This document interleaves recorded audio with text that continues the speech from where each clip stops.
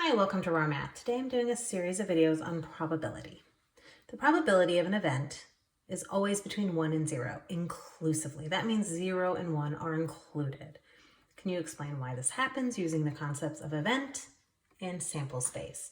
Okay, so the number of elements in an event is always less than or equal to the number of elements in a sample space.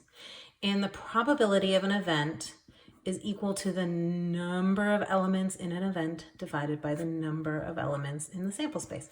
So let's say we were talking about rolling a six-sided die. The sample space would be 1, 2, 3, 4, 5, 6.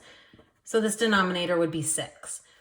Any event we chose, rolling a 1, rolling an even, 2, 4, 6, rolling a multiple of 3, 3 and 6, would be smaller and would be the numerator. And so the probability has to be a number less than 6 divided by 6. Now, if I chose the event, the number is 10, it would be 0. 0 over 6 would equal 0. So the probability could be 0. If I said the event is a number less than 7, it would be all 6 of them, and I would have 6 over 6. And then my probability would be 1. So I can't have a probability of 1. I can't have a probability of 0. But I can't have a negative, and I can't have something larger than 1 because the number of elements in the event has to be less than or equal to the sample space.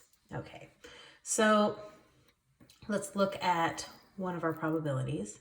This is throwing or tossing a coin twice, tails, tails. Why is the numerator 1? Well, the numerator is 1 because there is one outcome.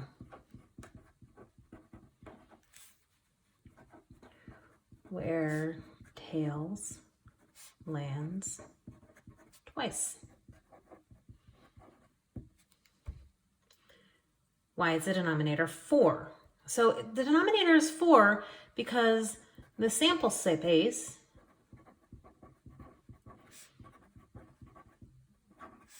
has 4 elements. It specifically has heads, heads, heads, tails, tails, heads, and tails, tails. There's one element that's tails, tails over 4 total elements in the entire sample space. What would the probability of tossing heads one time? Well, heads is 1 times there, head is 1 times there. That comes up twice. So that probability, so the probability of heads 1 time is 2 out of 4, which we reduce to 1/2. All right, I hope you've enjoyed this video. Please subscribe to my YouTube channel, like my Facebook page, and I'll see you on the next video. Thanks.